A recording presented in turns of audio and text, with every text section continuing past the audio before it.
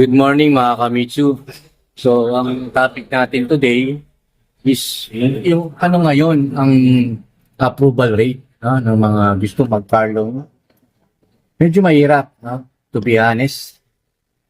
Pero subok na natin ang ating kakayahan pagdating sa mga ganyang bagay dahil hindi ko naman ito sasabihin on public dahil marami na tayong mga napa-approve ng mga multiple application, yung mga mayroong CMAP, mayroong mga home credit na hindi nabayaran, lahat. So, ang gagawin natin mga Kamitsu ay para ipaliwanag sa inyo na kahit gaano kahirap ang car loan approval ngayon, meron pa rin tayong mga chance. Bilang inyong agent, ako po ay nag-iisip kung ano man ang mga bagay-bagay na kung anong bang meron sa mga bangko. Ano ba ang appetite nila?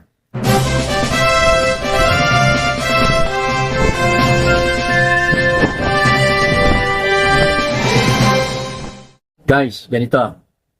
Kung meron kang credit card ngayon, kahit mababa pa yung credit line nyo sa credit card, ang gagawin natin ganito.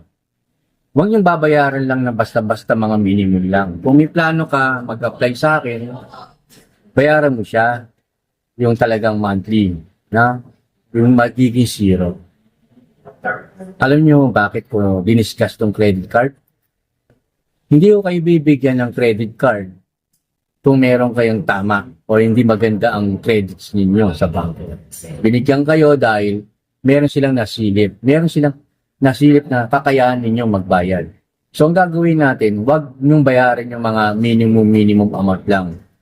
So, bayarin nyo muna. Let's say, meron kang 20,000 dyan na balance, then may minimum, kumari 500. Huwag muna yung 500. Bayaran mo muna yung 20,000 or 10,000 and then dagdagan mo ng 10,000. Ganun lang naman yung mga Kamitsu. Dahil yan po ang gagamitin nating proof of billing. So ako bilang AO kunwari, pag nakita ko yan na may credit card ka, pagpakita i-CCI. Na-CI ka na. Pumasa ka na. So yun ang isa sa mga factor na ginawa ko before na alam kong magagawa pa rin ngayon on this day. So, yan ang isa sa mga factor. Isa pa is yung kung saan ka nakatira. Guys, marami akong mga kaibigan na mga collection agency. Lumaki na kasi yung ano ko mga kakilala. Doon ko nakita na bawat lugar, let's say dito sa Paco, may mga streets dyan na ayaw nila. Minsan sa Parañaque, minsan sa halos lahat, nandun doon, nakita ko yung dami. So, mayroong nagdadamay. So, once na nag-apply ka sa akin, kasama naman yung location nyo, yung address ninyo, doon ko malalaman. So, kailangan natin mag-usap kung ano bang gagawin natin dyan. Kasi malalaman ko na medyo negative ang lugar dahil nasa listahan. So, yun ang importante rin mga Kamitsu, nasa listahan kasi.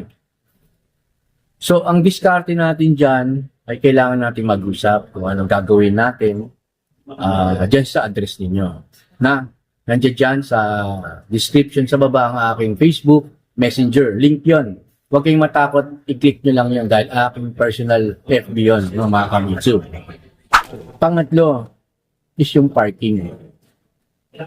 Alam naman natin mga Kamitsu na bihira ang parking ngayon mas lalo dito sa Metro Manila. Hindi mo naman pwedeng sabihin nagre-renta ka wala ka pang sasakyan. Maliban na lang kung meron ka pang isang sasakyan at meron kang parking na binabayaran. So once na tinawagan ka, sabihin mo lang meron. Yes, meron akong parking. So, alam ko naman mga Kamitsu, kung bahay mo nandiyan dyan ng kalsada, nasa main road, kaya talagang kukuha ka ng parking dahil uhulihin ka Pero sa ngayon, sasabihin mo na meron kang parking. Yung mahalaga yun. Kasi, once na may sasakyan ka na, di saka ka mag-rent. Ganun lang naman yung mga Kamitsu. White lies ang tawag doon. Pangapat is yung basic salary ka lang. Yung iba nga natatakot mag-apply dahil nga basic lang. Guys, kung family use naman yung sasakyan mo, let's say, medyo bata ka pa, mga nasa 23, 24 ka, alam mo naman din sa Pilipinas, nakatira pa rin tayo sa mga magulang, di ba?